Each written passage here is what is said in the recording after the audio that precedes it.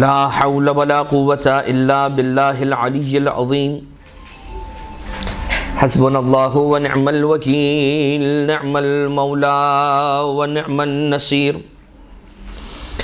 أعوذ بالله من الشيطان اللعين الرجيم بسم الله الرحمن الرحيم حمدا لك يا ذا الجود والإحسان والفضل والطول والامتنان وصلاة وسلاما على من لا ينطق عن الهوى إن هو إلا وحي يوحى حبيب قلوبنا وشفيع ذنوبنا وطبيب نفوسنا مولانا ومولى الثقلين جد الحسن والحسين أبي القاسم المصطفى محمد اللهم صل على محمد وعلى آله الذين أذهب الله عنهم الرجس وطهرهم تطهيرا اللهم صل على محمد وآل محمد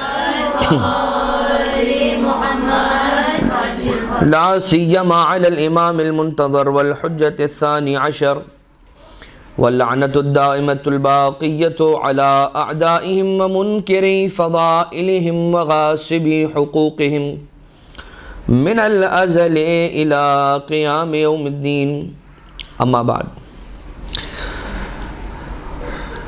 ہماری گفتگو سیرت معصومین علیہم السلام کے اعتبار سے جاری و ساری ہے، اور آج سرکار امام موسیٰ کاظم علیہ آلاف التحیت والثناء کا کچھ ذکر آپ کی خدمت میں پیش کیا جائے گا، آپ کی حیات طیبہ کے کچھ گوشے.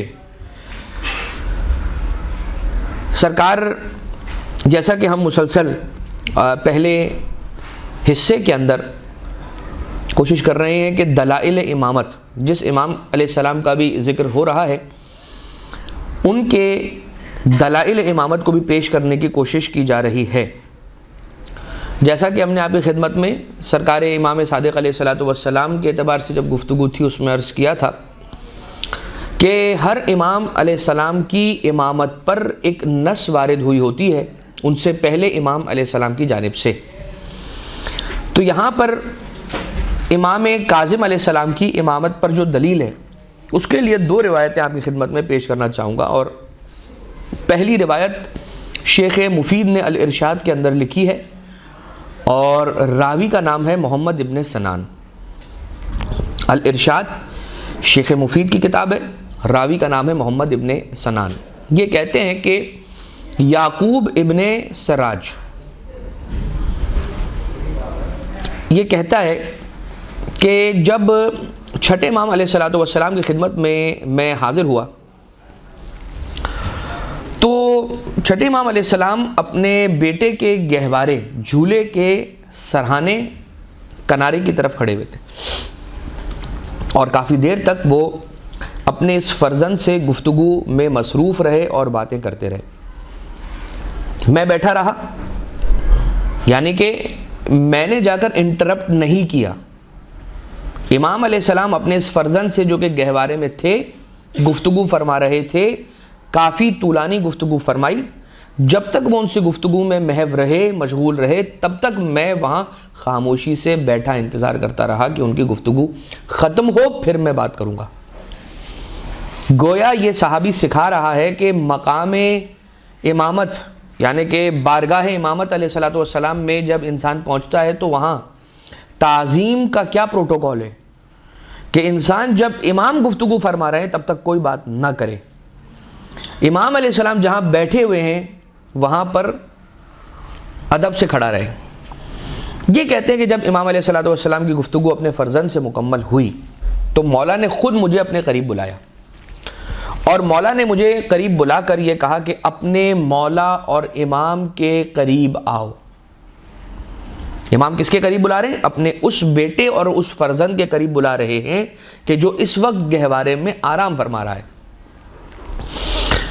گہوارے کے قریب بلا کر مولا فرما رہے ہیں یعقوب ابن سراج کو یا یعقوب ابن سراج کو کہ اپنے مولا اور امام کے قریب آؤ اور انہیں سلام کرو۔ میں نے سلام کیا اور امام علیہ السلام نے مجھے فصیح عربی زبان میں جواب ارشاد فرمایا، اور پھر فصیح عربی میں مجھ سے کلام کرنے لگے، اور مولا فرمانے لگے کہ تم اپنی بیٹی کا نام تبدیل کر دو جو تم نے کل رکھا ہے، اس لیے کہ اللہ کو یہ نام پسند نہیں ہے۔ کہتا ہے خدا کی قسم مجھے خدا نے ایک بیٹی عطا کی اور اس کی نام گزاری میں نے کل ہی کی ہے، کل ہی میں نے اس کا نام حمیرہ رکھا ہے۔ اور امام علیہ السلام یہ فرما رہے ہیں کہ اپنی بیٹی کا نام تبدیل کر دو۔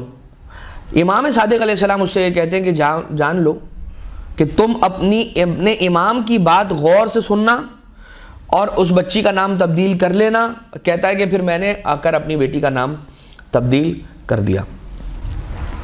اس پورے واقعے کے اندر یہ بات ہوتا ہے کہ امام علیہ السلام فرما رہے ہیں کہ اپنے مولا اور امام کے قریب آؤ، گویا کہ بتا رہے ہیں کہ میرے بعد جو امام ہے، جو منصب امامت پر ہے، وہ کوئی اور نہیں بلکہ میرا یہی بیٹا کون؟ امام موسیٰ کاظم علیہ السلام ہے۔ دوسری روایت آقا کی امامت پر دلیل کے اعتبار سے بحار الانوار کے اندر مناقب سے، یزید ابن اسبات یہ راوی ہے، یہ کہتا ہے کہ میں نے چھٹے امام علیہ السلام کے پاس جا کر، یعنی جب امام علیہ السلام مریض الاحوال تھے، مرض شدید کے اندر آقا مبتلا تھے، تو میں امام علیہ السلام کی خدمت میں حاضر ہوا۔ مجھ سے آقا نے فرمایا کہ تم اس بچے کو دیکھ رہے ہو؟ کون؟ امام کاظم علیہ السلام۔ جب لوگ اس بچے کے بارے میں اختلاف کریں تو تم اس کی امامت کی گواہی دینا۔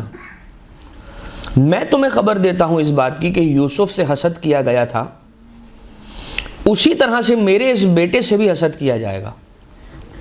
اور پھر امام علیہ السلام نے امام کاظم علیہ السلام، حضرت عبداللہ، حضرت اسحاق، جناب محمد اور جناب عباس، جو دیگر افراد وہاں پر گواہ کے طور پر موجود تھے، ان سب کو بلایا اور ان سے فرمایا کہ یہ کاظم اوصیاء کا وصی ہے علیہ السلام، علماء کا عالم ہے، اور مردہ اور زندہ پر شاہد ہے، گواہ ہے۔ سبحان اللہ۔ اور پھر امام علیہ السلام نے مجھ سے کہا کہ تم ان کی یہ گواہی لکھ لو۔ کن سے کہا؟ مجھ سے کا مطلب کون؟ یزید ابن اسبات سے کہا کہ تم یہ گواہی لکھ لو۔ یہ جو سارے افراد ہیں نا، کون؟ عبداللہ، اسحاق، محمد اور عباس، یہ 4 لوگ گواہ ہیں، اس بات کے گواہ ہیں کہ جو بات میں نے تم سے کی ہے۔ اور یہ جو انہوں نے گواہی میں ہاں بولا ہے، ہاں بالکل صحیح، یہ بات تم لکھ لو اپنے پاس، اس لیے کہ ان کو اپنے جملے اور اپنی بات سے پھرنے میں ایک لہجہ بھی نہیں لگے گا۔ لکھ لو ان کی گواہی۔ یہ بٹوین دا بریکٹس اور بٹوین دا لائنز باتیں ہیں کہ جو امام علیہ السلام نے اگرچہ فرمائی نہیں ہیں، لیکن یہ روایت سے سمجھ میں آ رہا ہے کہ تم ان کی گواہی کو نوٹ کرو اور ان سے پوچھا جائے گا، یہ امام علیہ السلام فرما رہے ہیں۔ اچھا، اب مولا امام علیہ السلام کی یوں تو بہت ساری احادیث ہیں، لیکن 1-2 حدیثوں کو یہاں پر میں پیش کرنا چاہتا ہوں شروع ہی کے اندر، ابتدائی کے اندر۔ ویسے تو انشاءاللہ اگلے جو پارٹ کے اندر، اگلے سیشن کے اندر امام علیہ السلام کی کچھ اور روایتوں کو آپ کی خدمت میں آخر کلام کے اندر پیش کرنے کی کوشش کی جائے گی، کہ جو امام علیہ السلام کے علوم جو انہوں نے ہم تک پہنچائے ہیں اور جو ہمیں دے کر گئے، جو ہماری میراث ہے، اس کے عظیم خزانے ہیں۔ ان میں سے کچھ روایتیں انشاءاللہ نیکسٹ اس میں آپ کو سیشن میں پیش کی جائیں گی۔ ابھی کے لیے 2 روایتیں۔ ایک روایت یہ کہ امام فرماتے ہیں لوگوں کا علم میں نے 4 چیزوں میں پایا ہے۔ آقا یہ فرماتے ہیں کہ اگر کسی کا علم جانچنا چاہو، کسی کو علم والا سمجھنا چاہو، کسی کو عالم دیکھنا چاہو، تو 4 چیزوں میں دیکھو اسے۔ نمبر 1، اپنے خدا کی معرفت میں اس کا علم کیسا ہے، یعنی معرفت پروردگار عالم میں اس کا علم کیسا ہے، توحید پروردگار عالم پر اس کا ایمان کیسا ہے، یا دلائل اگر وہ رکھتا ہے تو وہ دلائل کیسے ہیں۔ توحید کا پورا ایک چیپٹر ہے کہ جو باب ہادی اشر ہو جائے یا جو دوسری عقائد کی کتابیں ہیں جو پڑھائی جاتی ہیں، عقائد امامیہ ہو گئی، باب ہادی اشر ہو گئی، اور پھر اس کے بعد اور بڑی کتابیں کہ جو عقائد کی بڑی کتابیں جو حوزے کے اندر اور زیادہ دقیق بحثوں کے ساتھ اور دقت کے ساتھ اور ڈیپتھ سٹڈیز کروائی جاتی ہیں جن کتابوں کے ساتھ کہ متن سے، ان میں توحید کو بہت ڈیٹیل میں ڈسکس کیا جاتا ہے۔ اگر اتنا ڈیٹیل میں نہیں جانا چاہ رہے تو ایٹ لیسٹ امام سرکار امیر کائنات علیہ الصلوۃ والسلام کے خطبوں میں کا پہلا خطبہ ضرور پڑھے انسان، بالکل پہلا خطبہ جو کہ آفرینش جہان کہیں گے یا دنیا کی خلقت اور عالم کی خلقت کے اعتبار سے امام علیہ السلام نے ارشاد فرمایا، الحمدللہ الذی یبلغ مدحتہ القائلون ولا یحصی نعماءہ العادون ولا یؤدی حقہ المجتہدون، اور یہاں سے آگے جاتا ہے۔ تو چار چیزیں، ایک اپنے خدا کی معرفت کا علم دیکھو، نمبر دو خدا نے تمہارے ساتھ کیا کیا ہے اس کی معرفت، تمہارے ساتھ کیا کیا مطلب کیا، نعمتیں ہی نعمتیں فراوانی کے ساتھ عطا کی ہیں۔ اگر انسان وَإِن تَعُدُّوا نِعْمَةَ اللَّهِ لَا تُحْصُوهَا، اگر تم پروردگار عالم کی نعمتوں کو گننا شمار کرنا چاہو گے، لا تحصوها، تم اسے شمار نہیں کر سکتے۔ تو اللہ نے تمہارے ساتھ کیا کیا ہے، فضل ہی فرمایا ہے، کرم ہی فرمایا ہے، سخاوت ہی کی ہے۔ اچھا یہ تو بہت جسٹ آپ کی خدمت میں عرض کیا، ورنہ اگر اس کو پھیلایا جائے تو کیا، میں نہیں تھا اور مجھے پیدا کیا، ماں کے پیٹ میں 9 مہینے تک رکھا، وہاں پر میری سانسیں بھی چلتی نہیں، دل کی دھڑکنیں بھی نہیں رکی، رزق بھی پہنچتا رہا، اور آگے تک انسان اللہ کی اپنے اوپر جو ہونے والے فضل اور کرم اور جو اس کے عطائیں ہیں اس کو دیکھتا رہے۔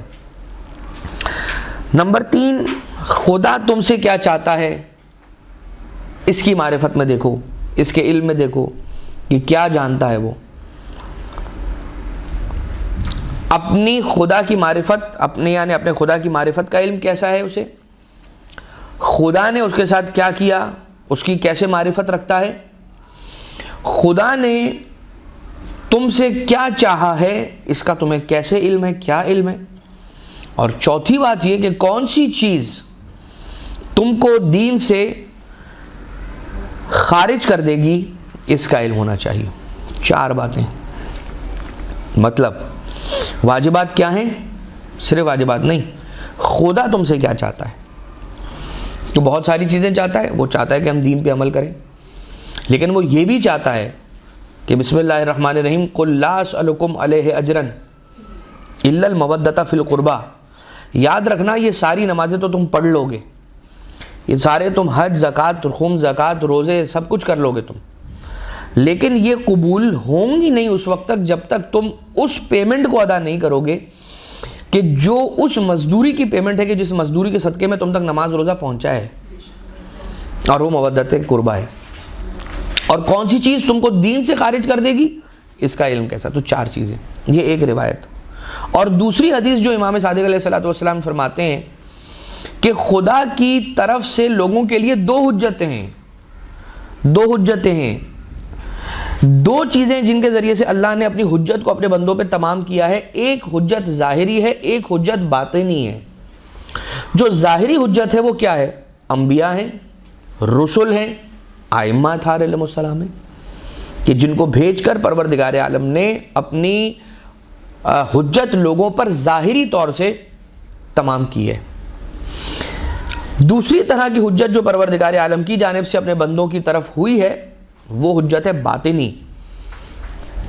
وہ باطنی حجت کون سی ہے، عقلوں کی حجت، عقل کی حجت، یعنی کہ پروردگار عالم نے عقل کے ذریعے سے بھی اپنے بندوں پر اتنے اتمام حجت کیا ہے۔ مطلب کیا، مطلب یہ کہ کسی تک اگر نبی نہیں پہنچا تو کیسے اتمام حجت ہوگی، اگر کسی تک رسول نہیں پہنچا تو اس پر اتمام حجت کیسے ہوگی، اگر کسی کے پاس امام نہیں پہنچا تو اس پر اتمام حجت کیسے ہوگی، اس کی عقل کے ذریعے سے۔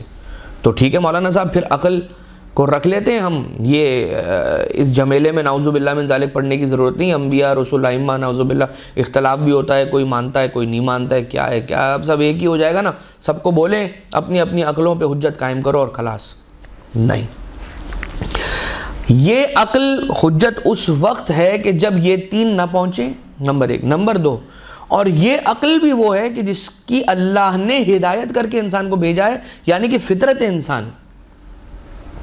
انسان کی فطرت. ایک مرتبہ انسان یہ جب اسے پتہ چل جاتا ہے کہ نماز پڑھنا واجب ہے، اور جب وہ شش و پنج میں ہوتا ہے، اٹھتا ہے بیٹھتا ہے آتا ہے جاتا ہے، کہیں پر بزی ہے کوئی کام ہے، سوچتا ہے کہ یار نماز پڑھوں نہ پڑھوں، تو کوئی نبی آ کے اسے منع نہیں کرتا کہ نہیں نہیں نہیں نماز قضا نہیں کرنی چاہیے، بری بات ہے.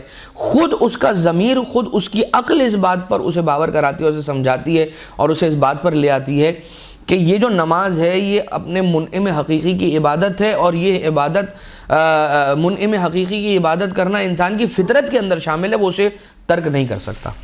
اس ایک چھوٹی سی مثال تھی.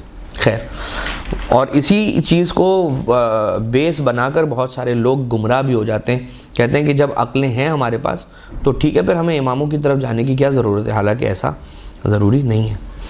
اب آ جائیے، ہدایت ہوگی کس کی اور کیسے ہوگی؟ امام علیہ السلام کے ذریعے سے ہوگی. امام علیہ السلام کے ذریعے سے کسی کی ایسی ہدایت کہ مرتے مرتے امام اس کو بچا لیں. یہ 7ویں امام علیہ السلام کا دور ہے، اور اتنا کٹھن اور سخت دور ہے.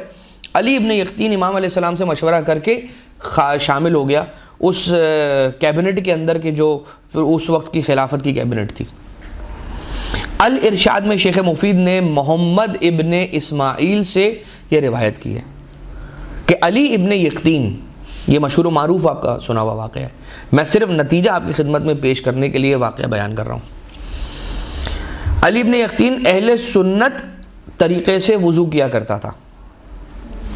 پھر وضو کے اندر اختلاف کی وجہ سے، اب ظاہر سی بات ہے جس طرح سے وہ وضو کر رہا ہے لوگ دیکھ رہے ہیں، اور اختلاف کرنے والے اس سے اختلاف کر رہے ہیں کہ یوں نہیں یوں، کوہنی تک نہیں کوہنی سے. فَغْسِلُوا أَيْدِيَكُمْ إِلَى الْمَرَافِقِ. اب إِلَى الْمَرَافِقِ، الا بمعنی مع، الا بمعنی من، الا بمعنی کیا کیا کیا کیا کیا، نحوی ویسے ہیں الگ الگ. لیکن امام علیہ السلام نے جو روایتوں کے اندر ارشاد فرما رکھا ہے، اور جو امام کو وضو کرتے ہوئے دیکھا، وہ کس طرح سے دیکھا؟ وہ یہی کہ کوہنی سے کلائی کی طرف. لیکن علی ابن یقطین اہل سنت طریقے سے وضو کیا کرتے تھے. اختلاف ہوا، خط لکھا امام علیہ السلام کی خدمت میں، اور امام علیہ السلام سے پوچھا مولا میری ذمہ داری کیا ہے؟ امام علیہ السلام نے خط میں اہل سنت والا طریقہ لکھ کر بھیج دیا. اب امام نے تو لکھ کر بھیج دیا، کمال علی کا بھی تو ہے، علی ابن یقطین کا بھی تو کمال ہے کہ کوئی چون چرا نہیں کیا. اس نے جیسا امام نے لکھ کر بھیجا تھا ایز اٹ از اس نے اسی طرح سے وضو کر لیا کہ جس طرح سے امام نے لکھا تھا. اپنا دماغ نہیں چلایا اس نے. اپنا دماغ انسان کہاں چلائے؟ جہاں پر شریعت کی طرف سے اجازت ہو. مگر ایک مرتبہ شریعت یہ کہہ رہی ہے کہ جب امام علیہ السلام کا صریح یعنی کہ کھلم کھلا حکم ہے، ظاہر حکم ہے، کیا امام علیہ السلام نے خط میں لکھا ہوا ہے اس طرح سے وضو کرنا ہے، وہ کون سا طریقہ ہے؟ وہ اہل سنت والا طریقہ لکھا ہوا ہے، اور اس نے وہ طریقہ دیکھا اور اس پر کر لیا وضو. یہ تو اس نے کر لیا. حاسدین ہیں کچھ جنہوں نے ہارون سے شکایت کی علی ابن یقطین تو شیعہ ہے. ہارون نے کہا میں خود جا کے چیک کروں گا، تم فکر ہی نہیں کرو. گیا تو کیا دیکھا؟ وہ سنیوں کے طریقے سے وضو کر رہا ہے، لیکن امام علیہ السلام نے خط میں جو لکھا تھا اس طریقے سے وضو کر رہا ہے. چونکہ اس نے امام علیہ السلام کی بات مانی اس لیے بچ گیا. ہارون تو برداشت نہیں کر سکا، وہ چیختا ہوا باہر آیا اور کہا کہ دیکھو یہ بالکل غلط تم نے کیا ہے، شکایت لگائی ہے تم نے، اس کی چغلی کھائی ہے، میں تمہاری بات پر اب آئندہ یقین نہیں کروں گا. سزا وغیرہ بھی کچھ اس کو دی تھی.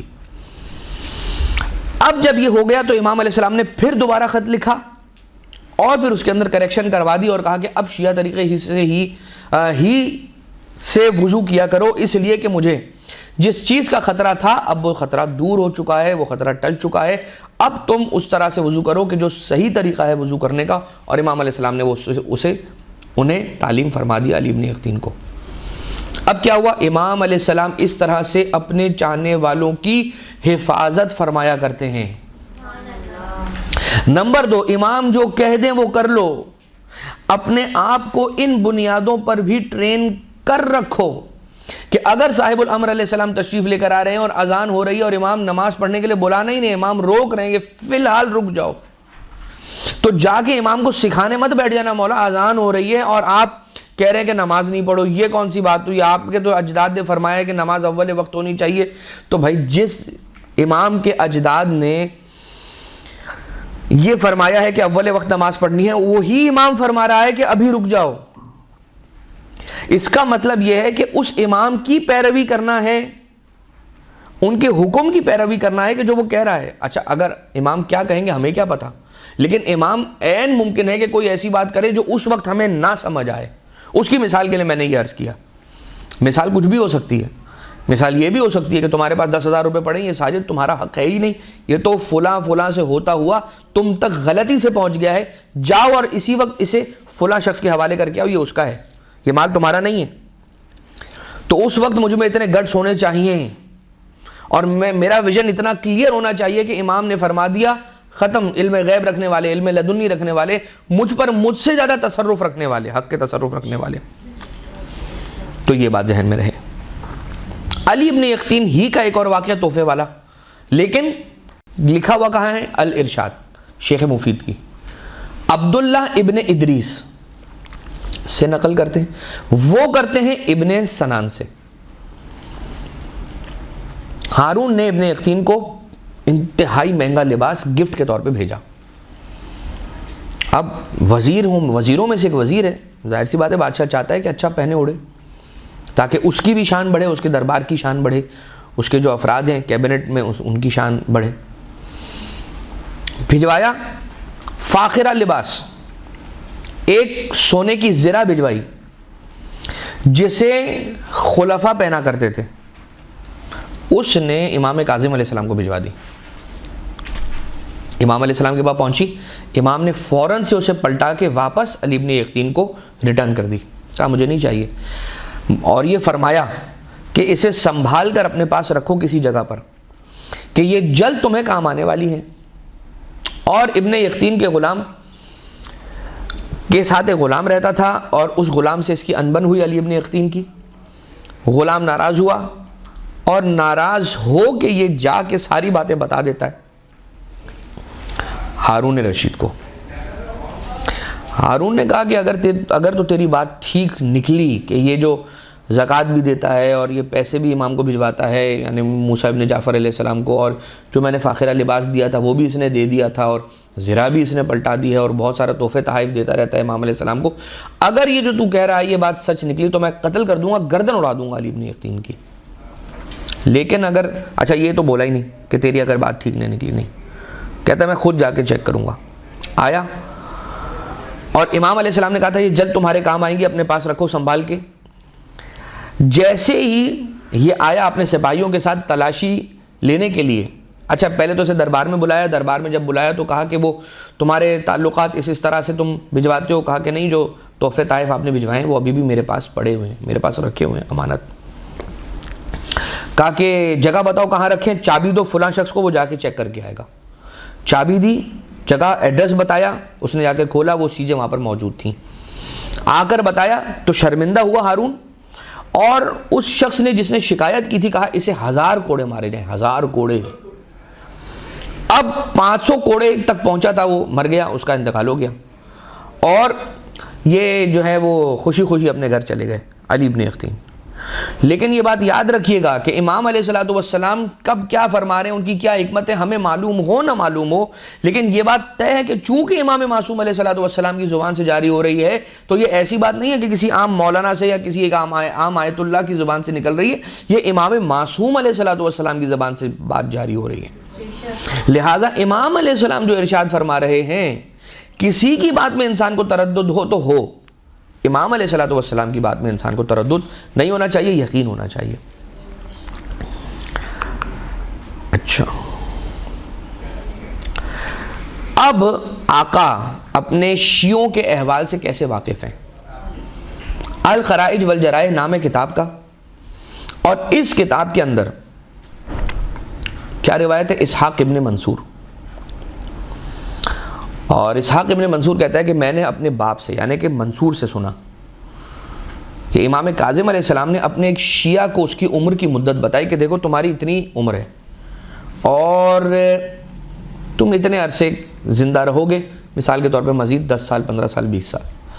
میں نے سوچا کہ اب یہ منصور کہہ رہا ہے، اسحاق روایت کر رہا ہے جو کہ منصور کا بیٹا ہے، اور منصور بتا رہا ہے اپنے بیٹے کو، جو بعد میں اس نے خبر دی۔ اسحاق نے کہا کہ منصور کہہ رہا ہے میں نے اپنے ذہن کے اندر یہ خیال کرنا شروع کیا کہ ان کو کیسے خبر ہو سکتی ہے، ان کو کیسے خبر ہو سکتی ہے۔ جیسے ابھی میں نے سوچا تھا، امام علیہ السلام نے اپنا چہرہ میری طرف موڑا اور میری طرف رخ کر کے فرماتے ہیں کہ تو جو چاہے کر لے، تیری عمر 2 سال سے زیادہ نہیں ہے، تو 2 سال کے اندر اندر فوت ہو جائے گا، اور تیرا بھائی تیرے مرنے کے 1 مہینے بعد مر جائے گا، اور تیرے اکثر رشتہ دار تیرے بھائی کے مرنے کے بعد سارے کے سارے مر جائیں گے، اور ان میں آپس میں جدائی ہو جائے گی، دشمنی ہو جائے گی، جھگڑا اور لڑائی ہوگی۔ اور اس کے بعد مولا فرماتے اب بھی تجھے شک ہے؟ اب شک ہو نہ ہو، ڈر تو ضرور ہے۔ امام علیہ السلام نے جو بات اور خبر اس کو سنائی ہے، اس کے بعد یہ خوف میں تو آ ہی گیا، ڈر تو گیا ہی ہے۔ لیکن یہ اسحاق کہتا ہے کہ میرے والد نے کہا کہ پھر میں نے فوراً سے امام علیہ السلام کی خدمت میں یہ کہا کہ جو کچھ میرے دل میں ہے اس سے میں استغفار کرتا ہوں۔ بات تو ختم ہو گئی، لیکن 2 سال پورے ہوئے تھے کہ اس کا انتقال ہو گیا۔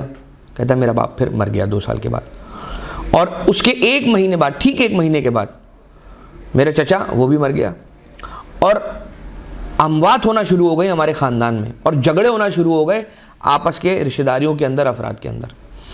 یعنی کہ امام علیہ السلام کے علم غیب کو کوئی چیلنج نہیں کر سکتا، یہ بات یاد رکھیں۔ امام معصوم علیہ السلام کے علم غیب کو کون چیلنج کرے گا؟ ابن شہر عاشوب کی روایت ہے، اور صفان ابن یحییٰ سے یہ روایت ہے، کہتا ہے کہ میں امام معصوم علیہ السلام کی خدمت میں گیا، اور انہوں نے فرمایا کہ بخدا ہمیں اولین اور آخرین کا علم ہے۔ کسی نے کہا کہ آپ کو کیا علم غیب بھی عطا ہوا ہے؟ کسی نے کہا کہ آپ علم غیب بھی جانتے ہیں؟ امام علیہ السلام نے فرمایا کہ اللہ تیری ہدایت کرے، اللہ تجھے ہدایت دے، میں مردوں کی صلبوں میں عورتوں کے ارحام کے اندر جو موجود بچے ہیں ان کے بھی حالات سے واقف ہوں، ان کے بھی احوال سے واقف ہوں، ان کے ارزاق سے واقف ہوں، ان کی عمروں سے واقف ہوں، وہ جب آئیں گے اس دنیا میں انہیں کتنی زندگی ملے گی، ان کا کتنا رزق ہوگا۔ بخدا میں چاہوں تو کوہ تہامہ، مدینہ کی ایک پہاڑی، میں چاہوں تو کوہ تہامہ پر موجود ایک ایک پتھر کو گن کے اس کی تعداد بتا سکتا ہوں۔ سبحان اللہ۔ مولا فرماتے کہ میں تا قیامت روز و شب میں پیش آنے والے جتنے واقعات ہیں ان سب کی خبر رکھتا ہوں۔ میرے بعد تم میں اتنی جنگیں ہوں گی کہ تم ایک دوسرے کو کھا جاؤ گے۔ تو بہار کے اندر ابن بکیر سے مروی ہے کہ ایک دن امام علیہ السلام نے اپنے بازو پر ہاتھ رکھا اور اپنے بازو مبارک پر ہاتھ رکھ کے فرمایا کہ اے ابن بکیر، خدا کی قسم یہ جلد رسول خدا کی جلد ہے، یہ گوشت رسول خدا کا گوشت ہے، یہ ہڈیاں رسول خدا کی ہڈیاں ہیں۔ بخدا جو کچھ دنیا میں ہے میں جانتا ہوں، جو آخرت میں ہے میں جانتا ہوں، جو زمین میں ہے میں جانتا ہوں، جو آسمان میں ہے میں جانتا ہوں۔ اور فوراً کچھ افراد تھے کہ جن کے چہرے اترنا شروع ہوئے، ان کے چہرے بدلنا شروع ہوئے، جائے یہ کہیے کہ ان کی روح کے اندر، پیٹ کے اندر تو نہیں کہیں گے، روح کے اندر مروڑ اٹھنا شروع ہو گئی، اس لیے کہ مولا کی فضیلت کی بات ہے۔ آج بھی آقا اور مولا کی فضیلتیں بہت سو سے برداشت نہیں ہوتی۔ سارے دنیا جہاں کے سوالات وہیں سے شروع ہوتے ہیں جہاں سے اہل بیت اطہار کی فضیلت اور ان کا رفیع مقام بیان ہونا شروع ہوتا ہے۔ ان کے معاجز اور مناقب اور معجزات جہاں سے بیان ہوتے ہیں وہیں سے کمزور ایمان والوں کے سوالات آنا شروع ہو جاتے ہیں۔ سوال کرنے میں کوئی مسئلہ نہیں ہے، لیکن سوال کا انداز یہ بتا رہا ہوتا ہے کہ کہیں نہ کہیں میں شک کی بیماری کے اندر مبتلا ہوں۔ یہ جس سے پروردگار ہم سب کو محفوظ رکھے۔ مولا فرماتے اے ابن بکیر، یہ مت بھولنا کہ میں یہ سب کچھ کتاب خدا سے جانتا ہوں، اور ارشاد قدرت ہے کہ قرآن میں ہر چیز کا بیان موجود ہے، یعنی کہ ولا رطب ولا یابس الا فی کتاب مبین۔ ابان ابن تغلب کی ایک روایت ہے،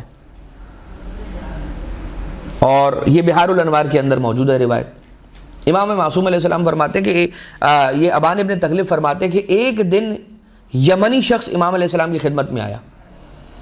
اب امام علیہ السلام اسے کیا فرما رہے؟ اے سعد مرحباً بکم، ویلکم، آ جاؤ، ہماری بارگاہ میں آ گئے ہو تو ویلکم کرتے ہیں تمہیں۔ اس نے کیا کہا سعد نے؟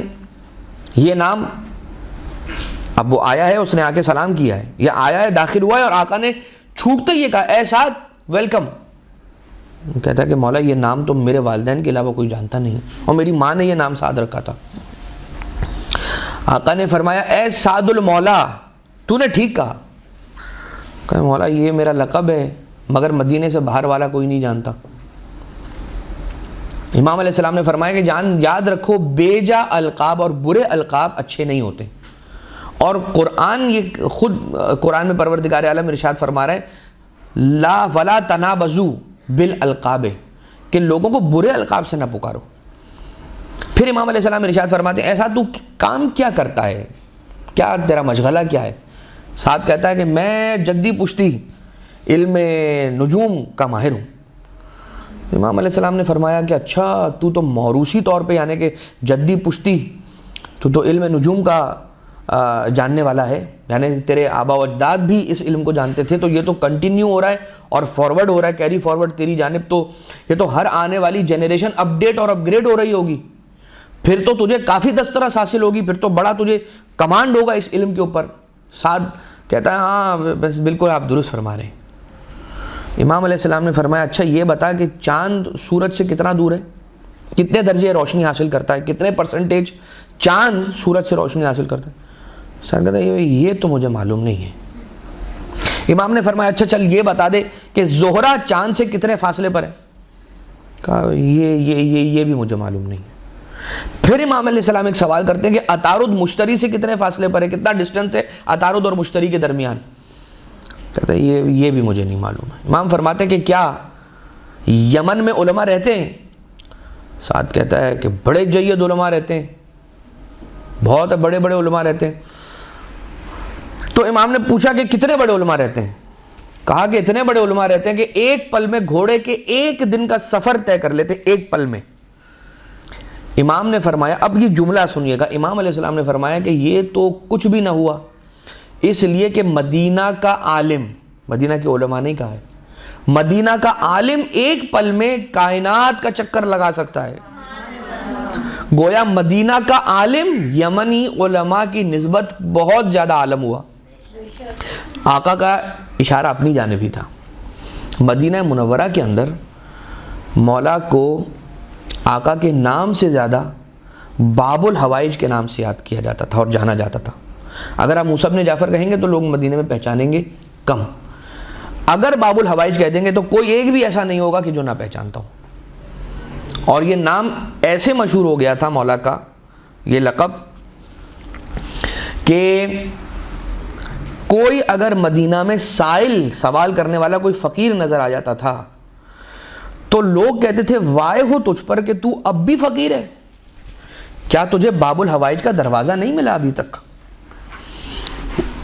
مطلب یہ کہ امام موسیٰ کاظم علیہ السلام کا دروازہ مدینہ منورہ میں وہ دروازہ تھا کہ جس دروازے سے پورے اہل مدینہ اپنی حاجتوں کو لے کر جاتے تھے، اور اس در سے کوئی خالی نہیں جاتا تھا۔ اب مدینہ کے اندر اپنے پرائے سب رہتے ہیں، سب کو عطا ہو رہا ہے۔ یہ ایک روایت سرکار امام کاظم علیہ السلام ارشاد فرماتے ہیں مولا سے ایک مرتبہ کسی نے یہ پوچھا کہ مومن، حقیقی جو مومن ہے اس کی نشانی کیا ہے؟ تو امام علیہ السلام ارشاد فرماتے ہیں کہ دیکھو اگر حقیقی مومن ہوا، وہ سامنے پہاڑ ہے، اس پہاڑ کو اگر کہہ دے کہ آ جاؤ میرے پاس تو وہ چل کر آ جائے گا۔ اگر کہہ دے کہ پہاڑ چل کر آ جا، یہاں پر مولا کے الفاظ پہنچے ہی تھے، پہاڑ نے چل کر آنا شروع کر دیا، یعنی اس وادی کے اندر اس پہاڑ کو زلزلہ آنے لگا۔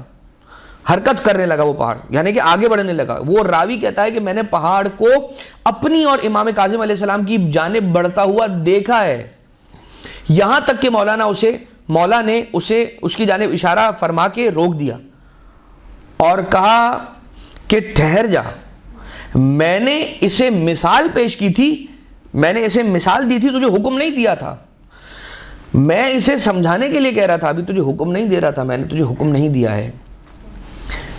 تو کیا بات سمجھ میں آئی؟ بات یہ سمجھ میں آئی کہ اگر کوئی مومن، حقیقی مومن ہے، کہ پہاڑ کو کہہ دے آ جا تو آ جائے گا.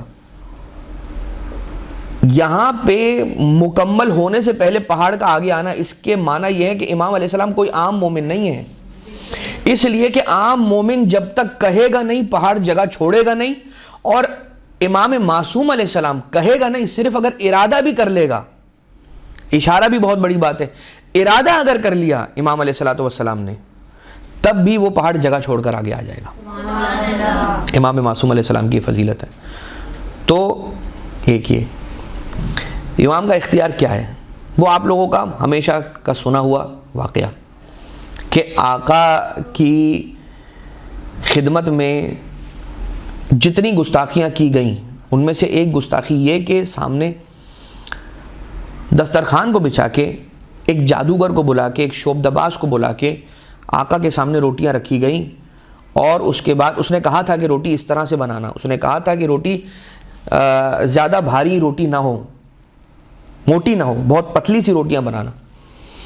اور جب وہ روٹیاں لا کر امام علیہ السلام کے سامنے رکھی گئیں تو اس نے کچھ ایول سپیلز پڑھے، کچھ منتر وغیرہ جو پڑھتے ہیں، کچھ اس نے اپنی زبان کو آلودہ کیا، اور اس کے بعد وہ روٹی امام علیہ السلام کے سامنے سے سرک کر پیچھے ہٹ جاتی تھی. جیسے آقا ہاتھ کو بڑھاتے تھے، دستے مبارک بڑھاتے تھے روٹی کی طرف، روٹی پیچھے ہٹ جاتی تھی. امام علیہ السلام نے، اب یہ پلان تھا اس نے پلاٹ کیا ہوا تھا، اور وہ یہ کہہ رہا تھا کہ اس نے شوبدباز کو اور جادوگر کو بلا کر یہ کہا تھا کہ تم یہ کرو گے اور ہم سارے ہنسیں گے. نعوذ باللہ من ذالک، نعوذ باللہ من ذالک، ثم نعوذ باللہ. یہ سارے کے سارے آقا کا مزاح کر رہے تھے، مذاق اڑا رہے تھے، استہزاء کر رہے تھے. امام علیہ السلام نے فرمایا کہ دیکھ اے ہارون، اگر تو اسے روک لے گا تو اس کے حق میں بہتر ہے، اگر فیصلہ میں کروں گا تو یہ فیصلہ پھر irreversible ہوگا، یہ واپس نہیں لیا جائے گا. بدستور وہ اپنی گستاخی پہ قائم رہا، یہاں تک کہ جب اس نے اگلی مرتبہ آقا کی خدمت سے روٹی کو دور کیا تو ایک قالین پر شیر بنا ہوا تھا. آقا نے اس قالین کی طرف اشارہ کیا، اور جو جملے روایت کے اندر ہیں وہ جملہ یہ ہے، یا اسد اللہ خذ عدو اللہ، اے اللہ کے شیر، اللہ کے دشمن کو آ لے. وہ قالین جو تھا اس پہ تصویر تھی، شیر بن کے وہ تصویر شیر بن گئی، باہر آیا، اس کو نگلا اور واپس اس فریم کے اندر چلا گیا. اب پلٹ کر جب بادشاہ نے یہ دیکھا، ہارون نے جب دیکھا تو ایک مرتبہ تل ملانے لگا، سب کے پسینے پیشانیوں پہ نمودار ہو گئے اور سارے کے سارے گھبرا گئے. وہ کہتا ہے کہ مولا یہ بس اس جادوگر کو چھوڑ دیں، اس جادوگر کو معاف کر دیں اور کہہ دیجئے اس شیر کو کہ جادوگر کو واپس اگل دے. آقا نے فرمایا کہ اگر موسیٰ علیہ السلام کے عصا نے فرعون کے سانپوں کو واپس اگل دیا ہوتا تو میرا یہ شیر بھی تیرے جادوگر کو واپس اگل دیتا. آقا بتلا رہے ہیں کہ نہ وہ غلط تھے اور نہ ہم غلط ہیں، اور غلط کی تو بات ہی نہیں یہاں پر نہیں ہے. ہم کن کے وارث ہیں یہ بتا رہے ہیں، ہم موسیٰ کے وارث ہیں علیہ السلام. اور وہاں پر بھی جادوگر کے ساتھ یہ سلوک ہوا تھا، یہاں پر بھی جادوگر کے ساتھ یہ سلوک ہوا تھا کہ پھر اس کے لیے گنجائش نہیں ہے. جو جادوگر ہے وہ دراصل کافر ہے، وہ دائرہ اسلام سے باہر ہے، وہ نجس ہے.